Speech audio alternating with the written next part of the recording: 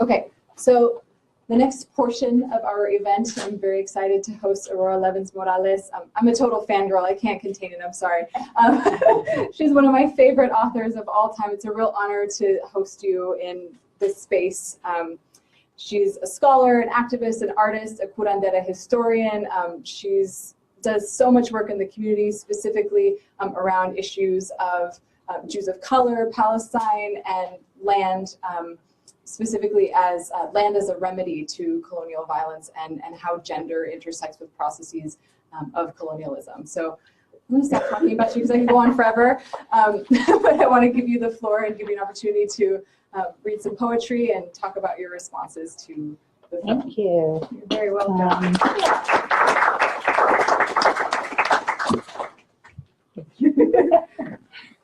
Well, that little girl is someone to watch, huh? What's she doing now? I want to know. She's got the right attitude, right?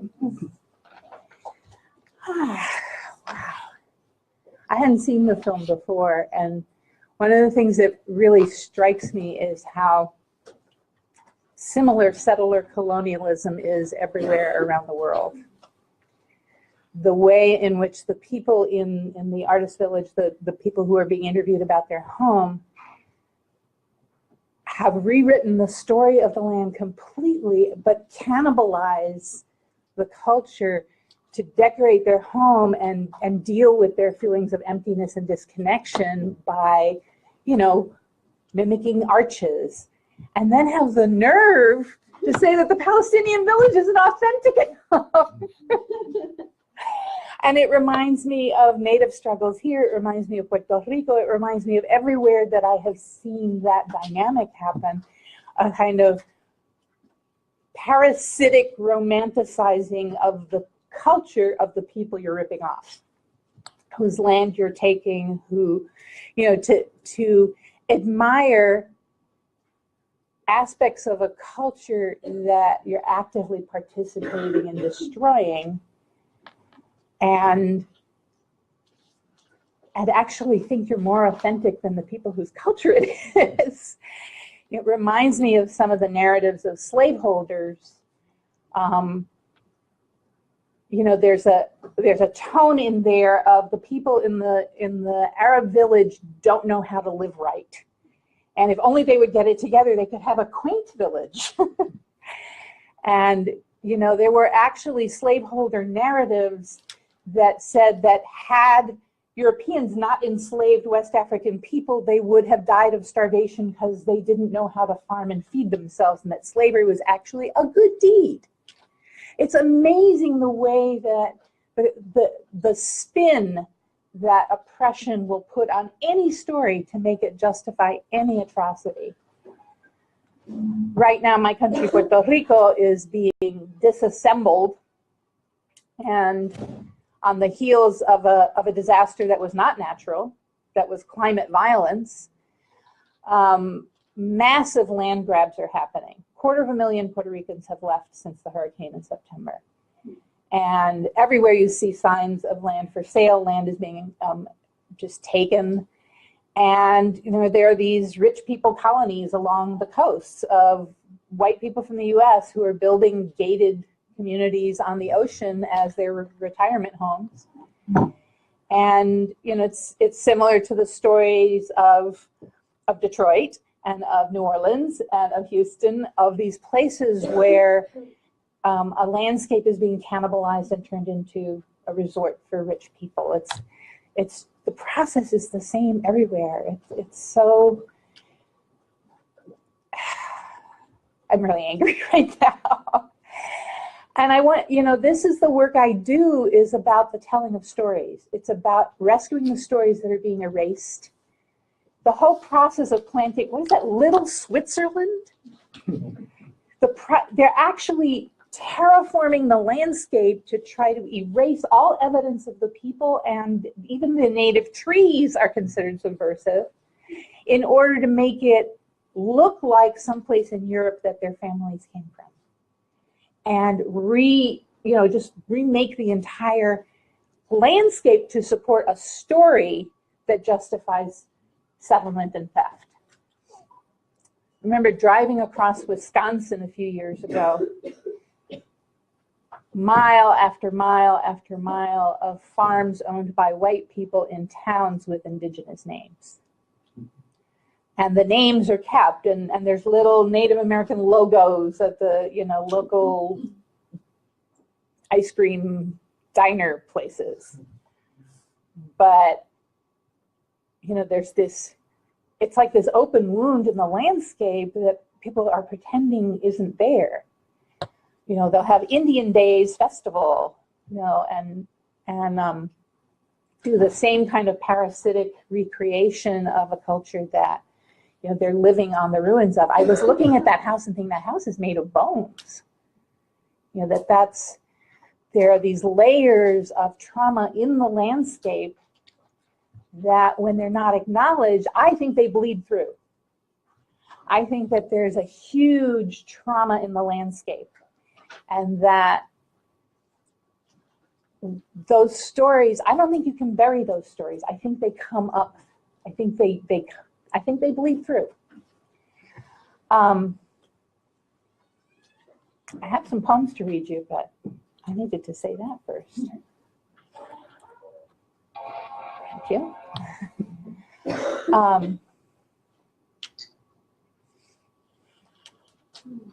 I think a lot about the way that settler people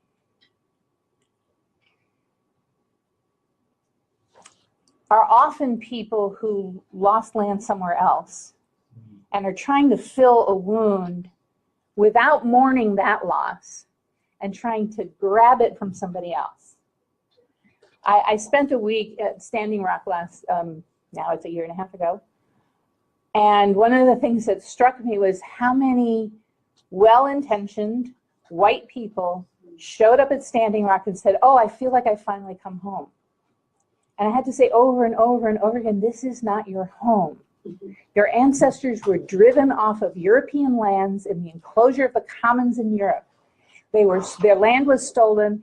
People were burned at the stake for having a connection to that land. Horrible things happened to the indigenous people of Europe. And that's what you got to go deal with. But don't bring that longing and slap it on someone else's land and say, oh, I feel at home here. I'm going to rebuild my loss onto this landscape on a foundation of somebody else's loss. Okay.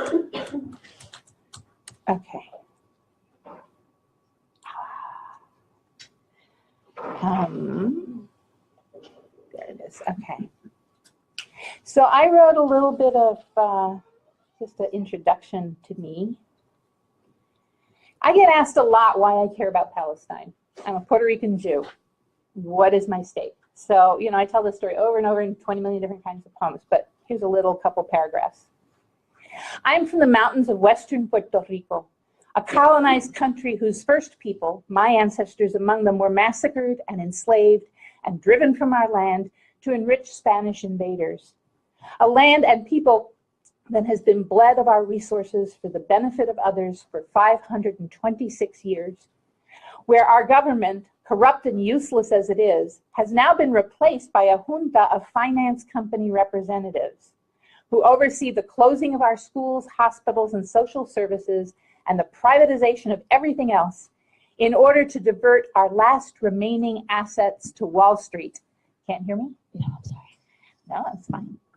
And where, in the wake of devastating climate violence, people are being driven off our land and replaced by wealthy white settlers from the United States.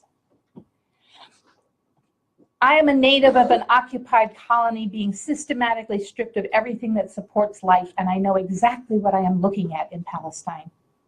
I, too, am a thirsty resident in a land of privatized water, massive land grabs, toxic waste disposal, a majority of my people unable to live in my country, citizen of a continent famous for invasions, occupations, and death squads.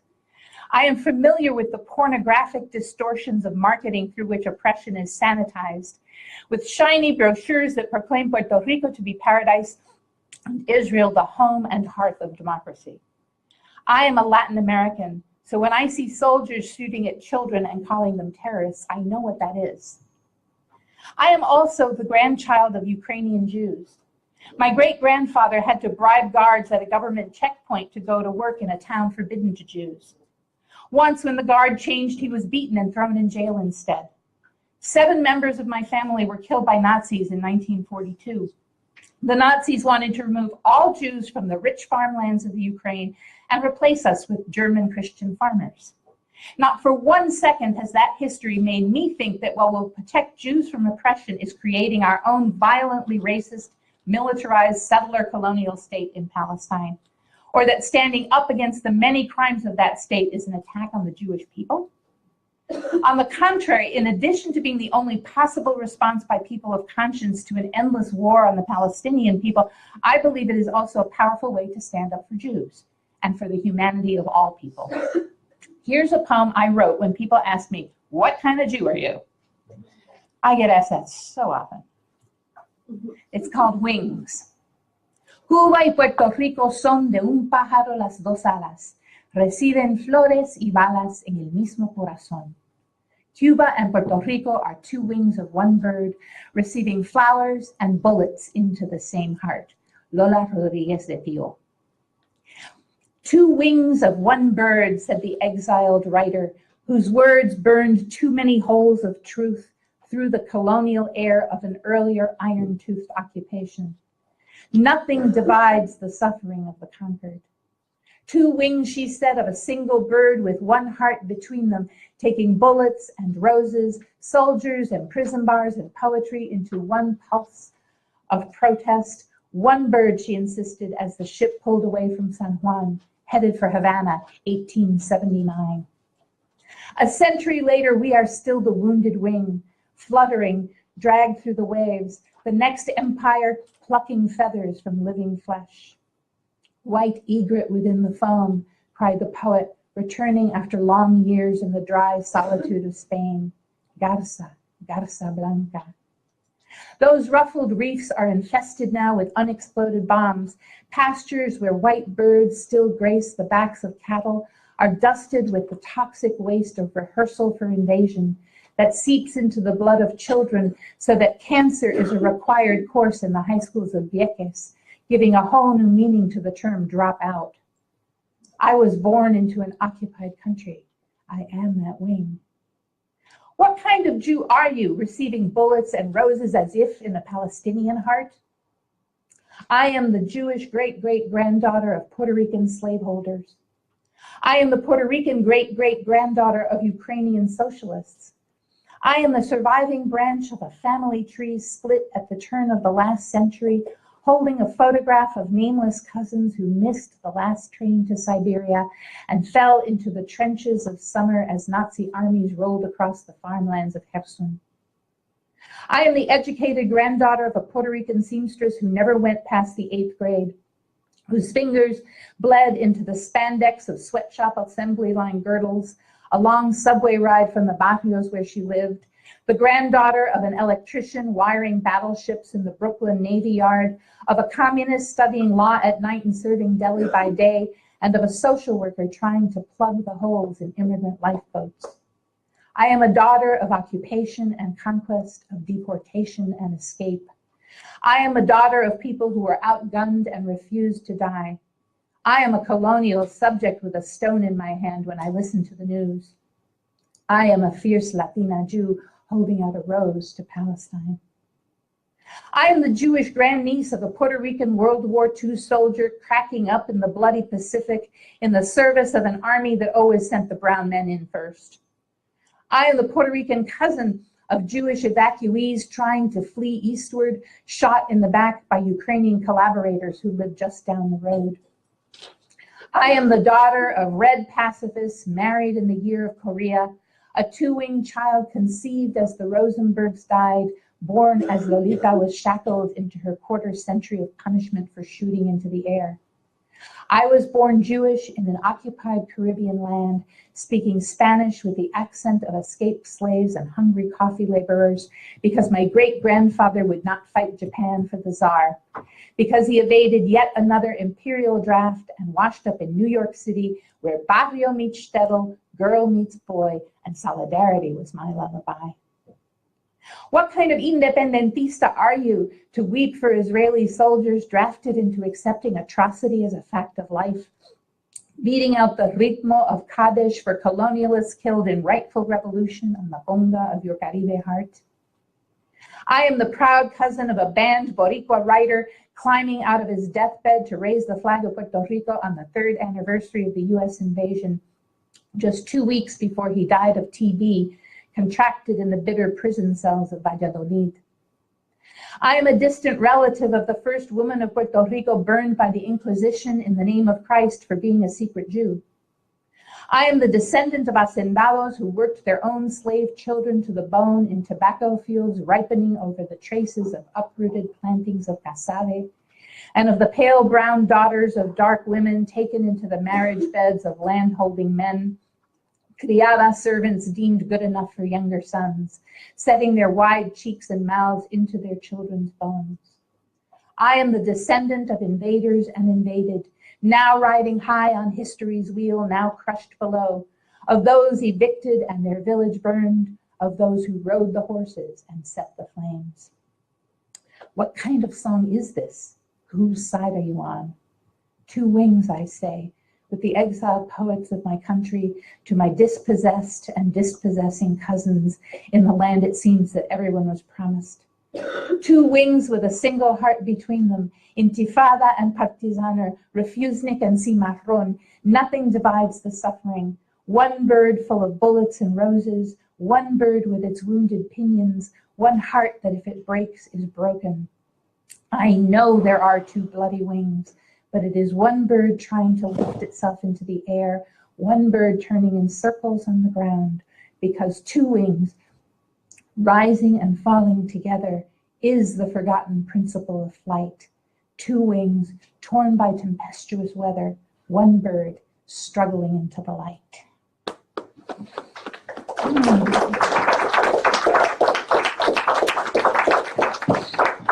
That's what kind of Jew I am.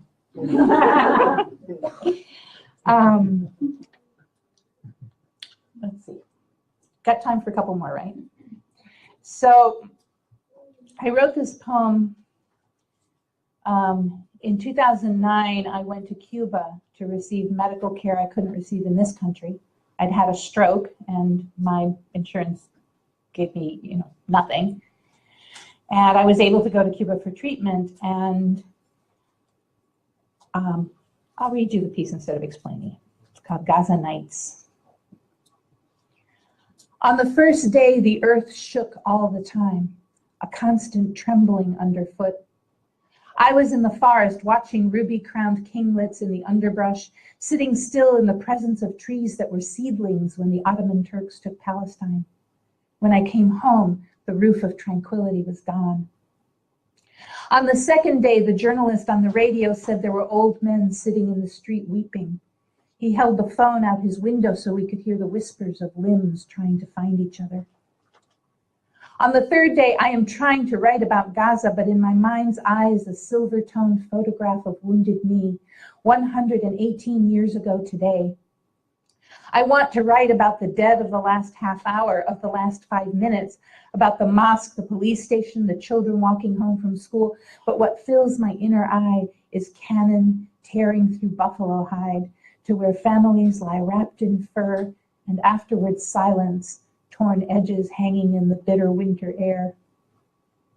On the fourth day, I say Gaza, and my mouth fills with rivers of blood.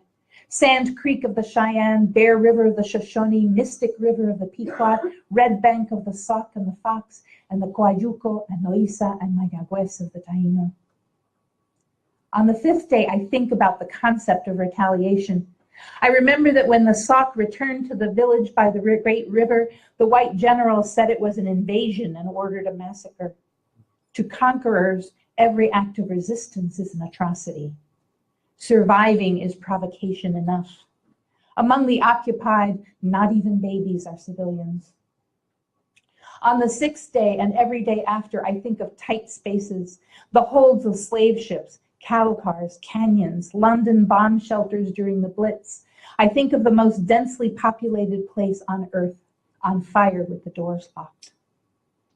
On the 7th day, I realize I have not been sleeping. When I lie down, I see pictures, so I get up and turn on the lights. My stomach hurts all the time. I watch a mouth say the words, "There is no humanitarian crisis in Gaza," and I realize that she means there are no humans there. Days 8, 9, and 10, I am organizing poets, collecting a sheaf of voices so we can begin tearing and mending the story. Tonight, one of the poets says her whole family gathered in a basement in Gaza almost died last night. I learn about laser weapons that explode people from the inside, depleted uranium shells, something that's shredding people's limbs much more than the usual bombings. Suddenly, I am 16, reading about daisy cutters and other devices meant to tear apart the bodies of all the families in Vietnam, because the maimed and agonizingly wounded will heap more long-lasting losses on the so-called enemy than the merely dead. I am 16, reading about napalm, etched like all my generation, with the photograph of the naked girl running down a road from a village in flames. On the 11th day, I dream I am one of a multitude walking without legs. On the 12th day, I recognize the smell of these weapons, the stench of them drifting across the beaches and hills of my country, playground of armies, where every nightmare device, every terrible substance has its trial run and incubates tiny wars in the cells of everybody downwind. I stop writing. I can't write. I sleep a few hours in the dawn. At night, I am wide-eyed listening to a silent movie. The news has edited out the voices I most want to hear. The murderous assault dies down to the slower grinding to death of a people, but I still can't sleep.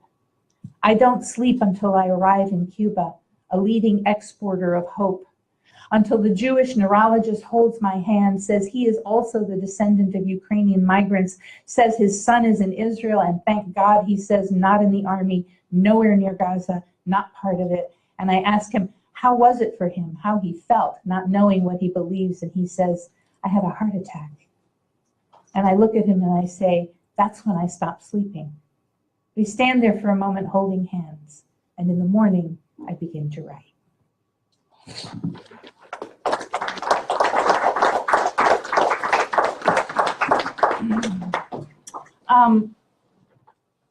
What's my time like?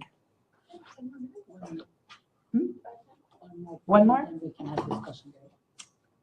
I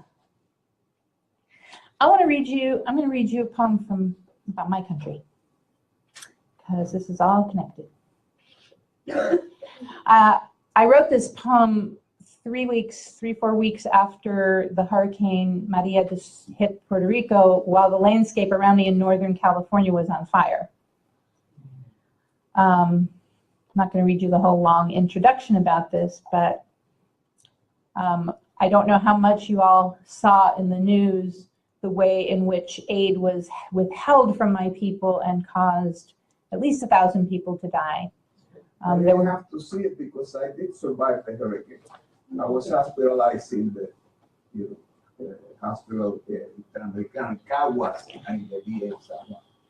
Thank God you're here. Yeah. I began this day filled with the images of smallpox blankets being handed out by FEMA, of locked warehouses of the Irish potato famine full of grain that could have saved 1 million lives, of dystopian nightmares in which the desperate must fill out mountains of forms and age and die while standing in line. I'm sure I will write about those things.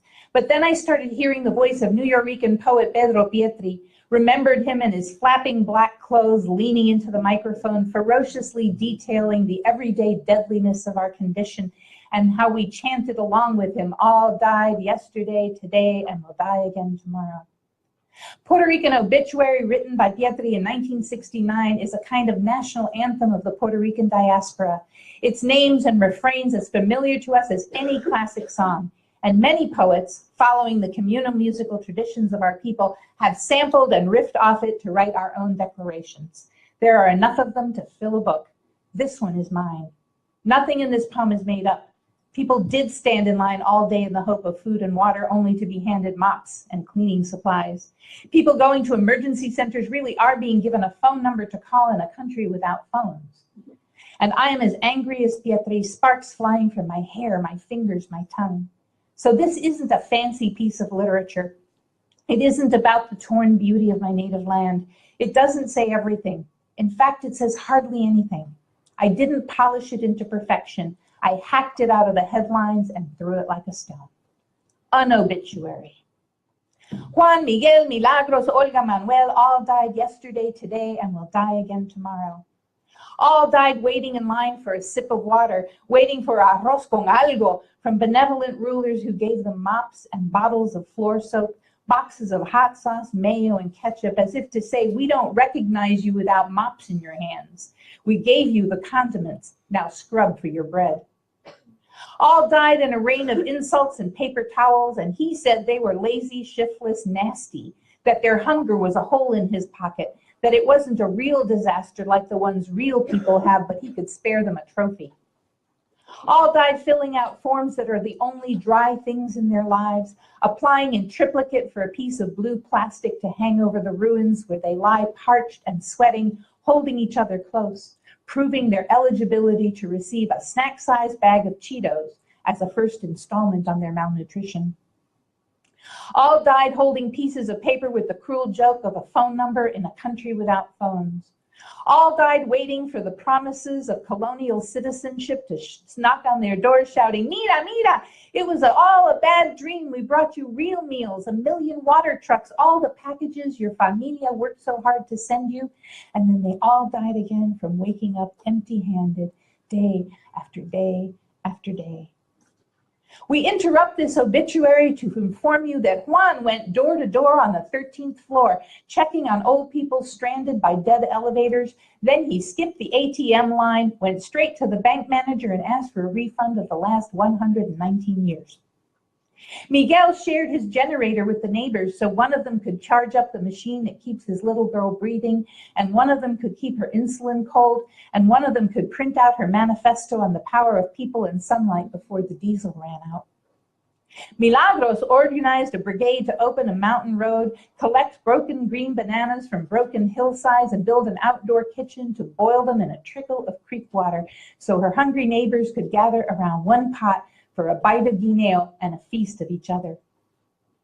Olga has been climbing trees and mountainsides, hunting for a signal, tossing her text message telegrams into the cyber sea. There is no food, no light, no water, no gas, no FEMA, no politicos, no doctors, no help. We've grown thin as stalks of cane and we're hoarse from shouting your names. So if you hear me, she says, then listen up, world. There is no good news story here but us. And we are learning how to be each other's power lines, how to be houses and bread. Our thirst writes banners into the air. We are becoming seed of a different harvest. Juan, Miguel, Milagros, Olga, Manuel all fought back yesterday, and we will fight again tomorrow. This is the voice of Boriquen, and we'll be back in the morning.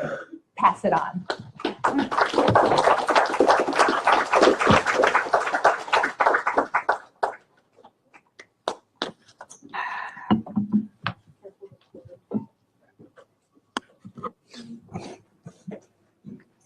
Do you all know what the reference to Vieques is? How many people don't know? Okay, I'll tell you. From right after World War II until we drove them out 50 years later, the U.S. military was bombing the island of Vieques, which is a municipality of Puerto Rico, as target practice for it, and would rent it out to other countries' armies to practice invasions and repressions of opposition in their own countries, and poisoned the island. The houses cracked from the sound of the bombs all the time, and the cancer rate there is 25% higher than on the rest of Puerto Rico because of all the weaponry that was tested there. So I feel a very close personal link to all the places those weapons ended up, because my people are also dying of the effects of those weapons. Punto. You're welcome. An honor and a pleasure. So I'd like to start off. Mike. Oh. I'd be used to this by now. Okay. So really quickly, I'd like to do just a slightly more detailed introduction of our remaining panelists, and then I have a handful of questions, talking points, and so on for folks to respond to. So Aurora Levins Morales, again, we've talked about what a fangirl I am of you. You're a teacher, you're a mentor, you're a healer, a revolutionary who tells stories with medicinal powers. And through storytelling, I feel, you encourage us to heal the world and to envision something new. So thank you for sharing your poetry, and thank you for this conversation we're about to have. Dr. Rabab Abdulhadi is the head of the Arab and Muslim Ethnicities and Diasporas program here at San Francisco State. She's a prolific scholar, professor, and advisor, former advisor to the General Union of Palestine Students. Current advisor to the General Union of Palestine Students. She was the leader of our recent delegation to Palestine. Her connections are largely responsible for us being able to present at two conferences in Palestine, one at Birzeit University and one at An-Najah. So we're very happy that you've facilitated this process for us.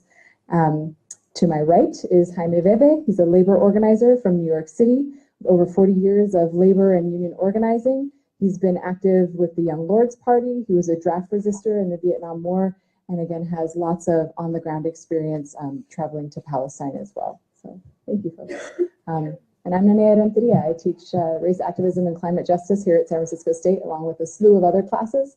I'm Yaqui. I'm born and raised in the Central Valley, and my current research interests are around anti-colonial pedagogies and indigenous land rights. So I'm happy to be here.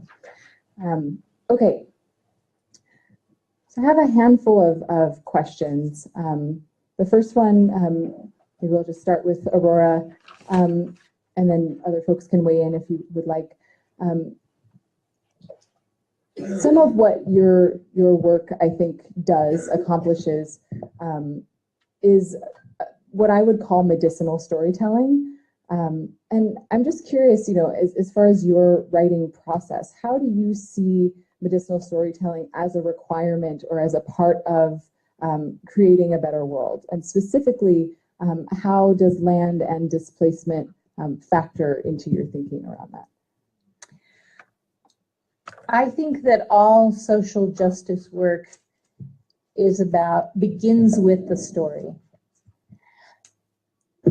We live by the stories we tell about the nature of reality, what we believe is natural and what we believe was created, what we think is possible and what we think is so impossible that we don't even consider it.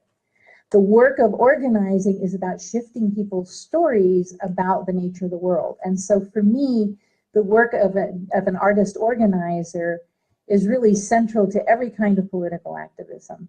We just saw in this film the kinds of stories that get imposed in order to justify existing oppression. For me, the importance of understanding history, the importance of understanding the foundations of what we're living with now, it's not about the past. The stories of history are used as explanations for the meaning of now. And if we don't challenge those stories, if we don't look for the stories underneath those stories, then it makes it very hard for us to actually envision a different future, a different way of living. Well, I can go on and on about that for 20 years. In fact, I have for 40 years. I think in terms of the question of relationship to land, the same exact problems that lead to the oppression of human beings are leading to the exploitation and destruction of the entire biosphere that we live in. It's not a separate problem. And to me, for me as an indigenous heritage daughter of an ecologist and an amateur naturalist, the land is where I go to renew my sense of aliveness. The land is where I go to see with my own eyes the interrelatedness of everything. We're constantly taught stories of separation. We're constantly told stories of alienation. And so for me, ecology is not a separate thing to consider from any of the liberation struggles that we're dealing with. the privatization of land and the occupation of land and the militarization of land are, central to all of the different liberation struggles that we work with. So my stories are always weaving the natural and social histories of the places that I talk about.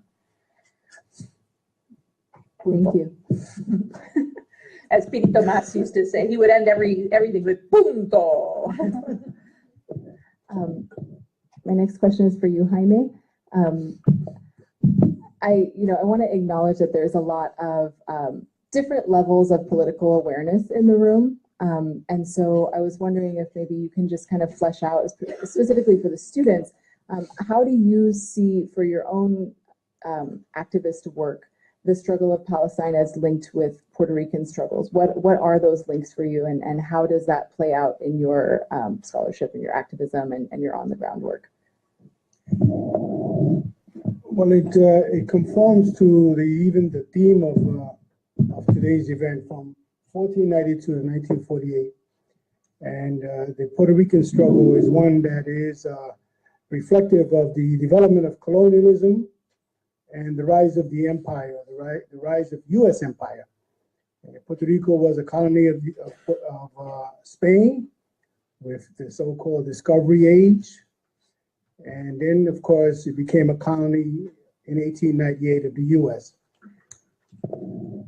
And the history is one of resistance to the present.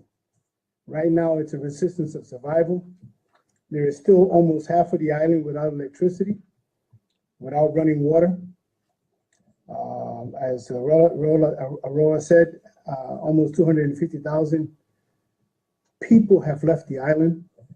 And even though it was a natural environment disaster, a hurricane, its impact is rooted in the colonial reality and dependency that Puerto Rico has had for 100+ years. Every major decision regarding Puerto Rico is made in Washington, D.C. And we saw the ludicrousy and absolute unbelievable behavior of Trump in Puerto Rico, throwing towels, paper towels, to a crowd as though somehow that was supposed to be a relief measure. But there is a connection with Palestine, because in 1898, Puerto Rico became a colony of the U.S. And around that same period was the beginning and the expansion of the Zionist political framework, political ideology. And within the beginning of that era, Zionist colonies started beginning to establish themselves in Palestine. So there is that. And then, of course, if you look at the whole development, when Puerto Rico, up until 1952, the Puerto Rican flag was prohibited. English was the primary language imposed by the U.S. Instructions and education and government functions were conducted in English on an island of majority Latin speakers. In Palestine, up until the Oslo Accords, the Palestinian flag was prohibited. Any expression of Palestinian identity was prohibited and violently suppressed. And in Puerto Rico, we also had that very similar violent suppression of Puerto Rican identity and rebellion in opposition to U.S. colonial rule. In 1948, Israel was established and the dispossession of the Palestinians. I won't go further on that. But around that same period, the U.S. began the process of changing the nature or the facade of U.S. colonialism in Puerto Rico and created what we know now as the so-called free associated state. Autonomous, but not a state, so-called self-governing, but not really governing themselves.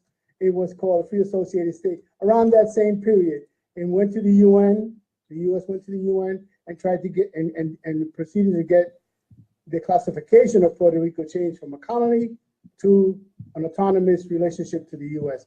This is very similar in that period. Of course, with the Palestinian was outright dispossession. So there is a relationship. It is a relationship of colonialism.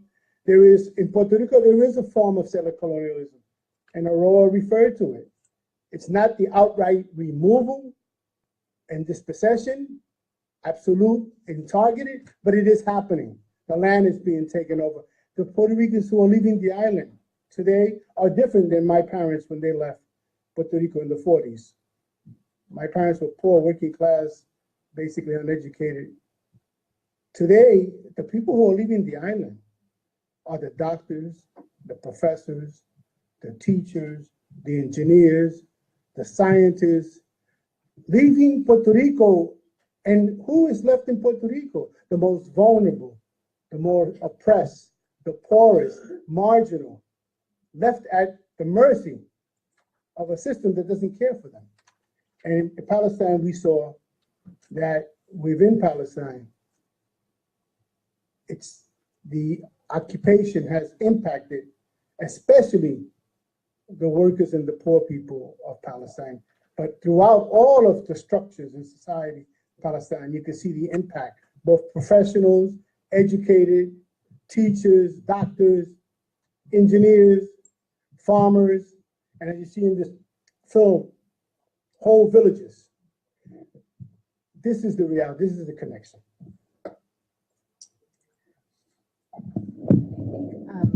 One of the, just to comment on that, one of the things that we noticed in Akka, I believe, when the woman who was showing us around this area in northern Palestine, and she was talking about the process of gentrification there, and the ways that Palestinians are being displaced in this particular neighborhood, this particular part of the old city, and that Israeli students, mostly young people and students, and other boutique hotels were being brought into the area. She kind of made a side comment. She didn't go too deeply on it, but she said, you know, I wonder if the settlers who are coming here realize that only the wealthy of them are desirable to the state of Israel, right? That the poor people who are there, even if they are Israelis, are still not included in Israel's vision of itself, the national project, so to speak. So I'm glad that you spoke to that a little bit. If I could just add, if you think about our own situation here, you can see similarities. The other day I was in the Mission District, in the Mission area, and I said, here goes the neighborhood. A row of those commercial bicycles planted on 19th and Mission. And then next to it, across the street, was a big Uber bus.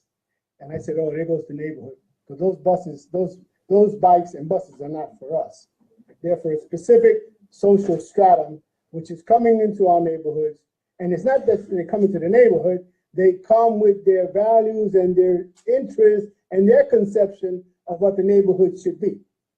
Transforming and removing people who have lived and struggled there for years. That's happening here in California. It's happening in New York, in Harlem. You walk into Harlem now, it's not the Harlem that I lived 40 years ago. It's a completely different the way, and they come in with it, and they start challenging. You all heard about that famous incident with the kids playing basketball, you know, and how they came in, the yuppies, and said, "Oh, you got to leave the court because we have time scheduled for it." And in Harlem, there's a famous park called Marcus Garvey Park in Harlem that people who play drums and congas traditionally on Saturdays would always come and play all day long, jam-free. Well, the yuppies who bought all the whole houses nearby, they complained that this was disturbing their peace. Mm-hmm. You know, so this is, and I think we don't think about that in terms of Ein Hod. Well, think of Mount Rushmore. Think of the John Muir, the big trees. You know, think of Adirondacks. We are ingrained not to think about, well, wait a minute, whose land did this belong to? And how was this transformed into something we don't even think about? And the same thing here. And by the way, the young girl, she's a young woman now. I think a mother, right? She's a mother, yeah. She's about 27 now, so this is old film. I just wanted to say that I think we really need to come up with a different word than gentrification because it sounds so polite. Yes, exactly. And it's actually an extremely violent process of dispossession. I mean, if I hadn't built myself a tiny house and wasn't living on a ranch north of here, I couldn't afford to be in the Bay Area at all as a disabled elder.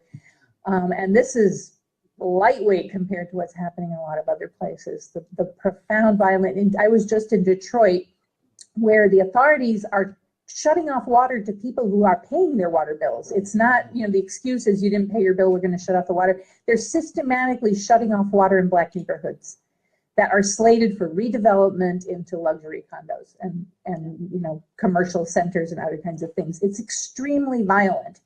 And it's gentrifying, just is way too delicate a word. So I'm working on it. My next question is for you, Rabab. Kind of following this theme of gentrification, for lack of a better word.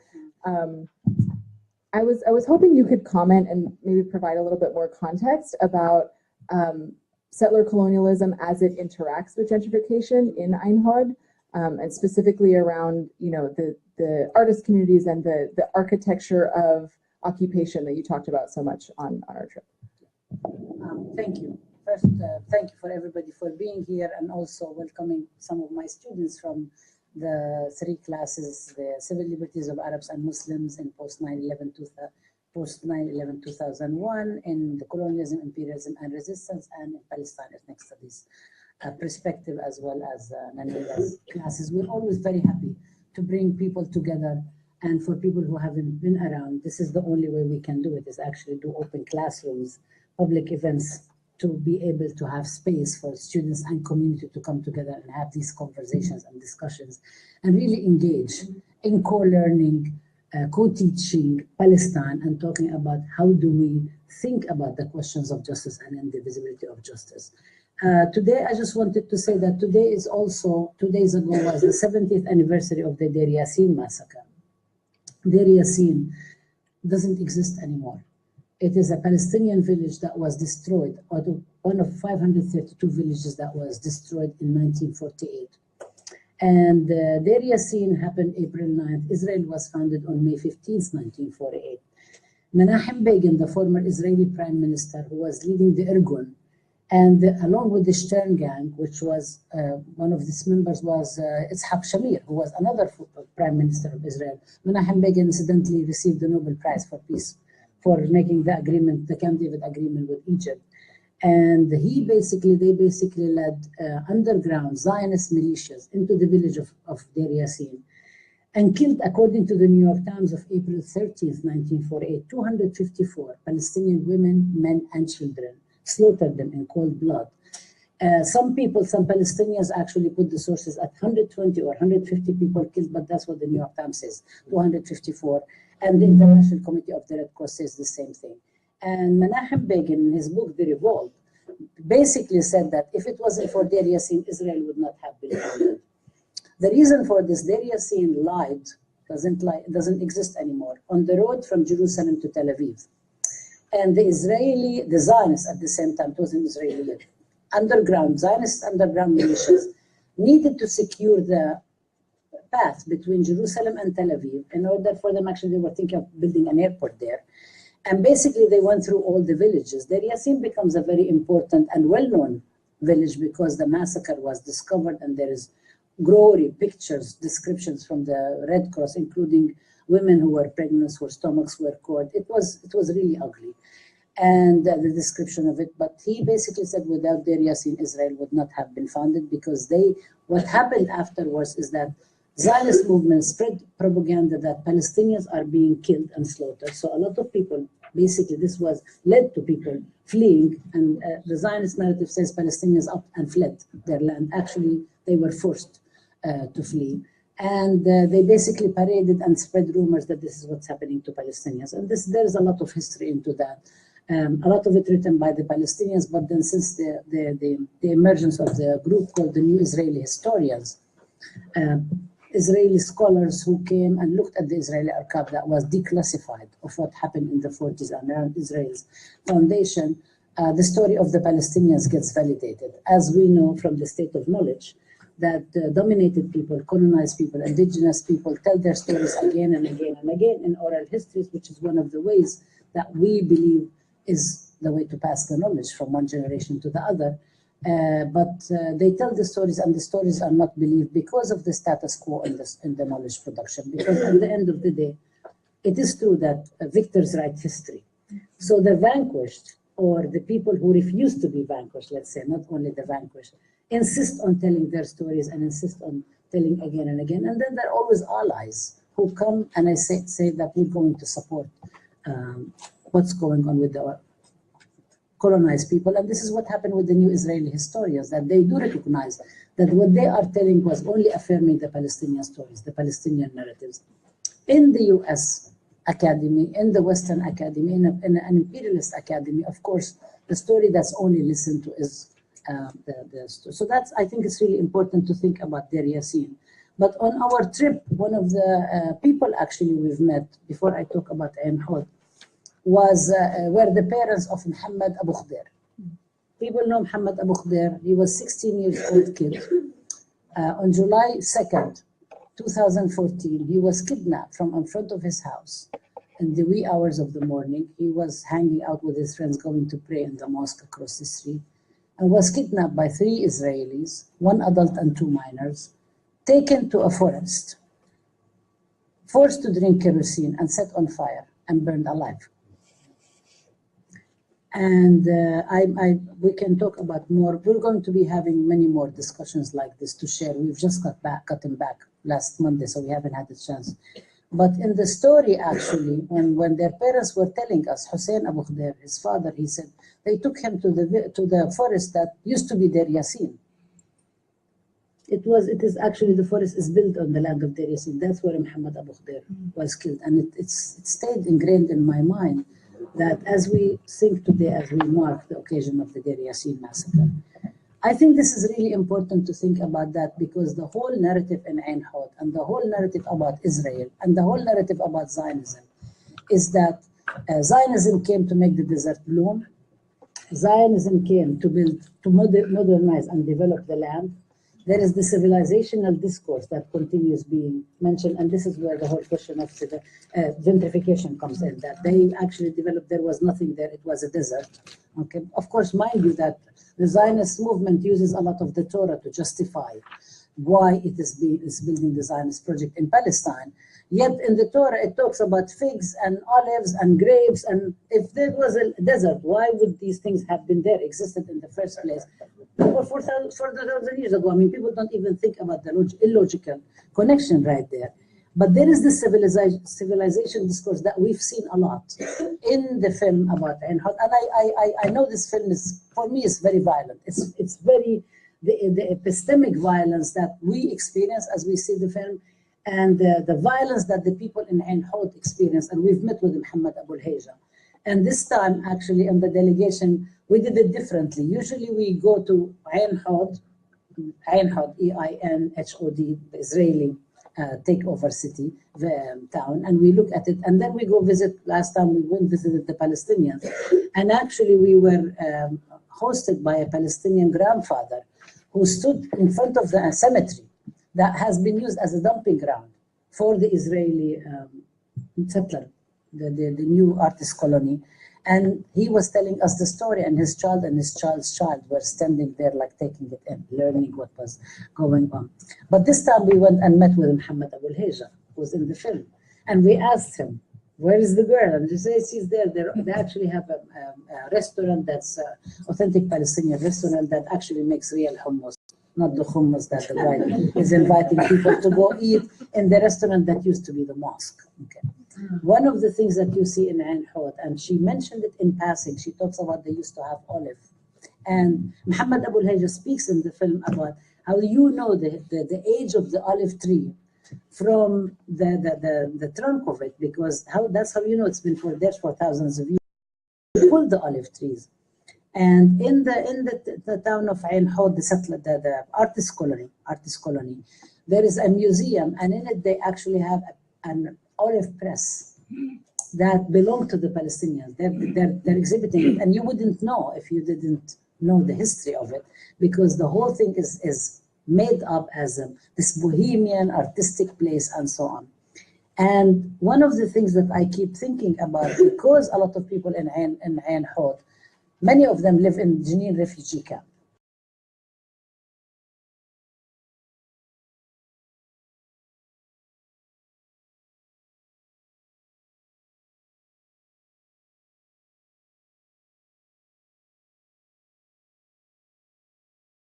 Son Miro Khamis, and some of the kids that they've had in the Jenin theater, where many of them were killed in 2002 in the Israeli reinvasion. And the Jenin camp is where many of Abu al-Hajjas live, including some of the kids that were taught. But we also, when we went to Jenin in 2002, we saw a lot of olive trees that were pulled, that were uprooted from. And this is what actually Israel has been doing. Israel has been doing since 1948 and before 48 to the present. You go to multiple Palestinian villages, and I want to just mention a couple of them that we visited this time. And story after story after story, people are telling us about how their olives have been taken. And they don't say the olive trees, they say our olives, zaytunatna, our olives. And this is and today, actually, the settlers on the West Bank, they go on the day of the harvest of the olive trees and they steal. Sometimes they steal the olives, and then they market it as Israeli olive oil, or they burn the olive trees. They burn them completely. So they steal and then they burn to prevent people from. And in Palestine, it takes 7 years for the olive tree to bear fruit. You till it, and then it doesn't bear fruit right away. It takes 7 years. And there is always a saying we learned when we were growing up. And then they say, why are you tilling the land? And they said, we till so they will yield, and they till so the others will yield. So this is a continuation of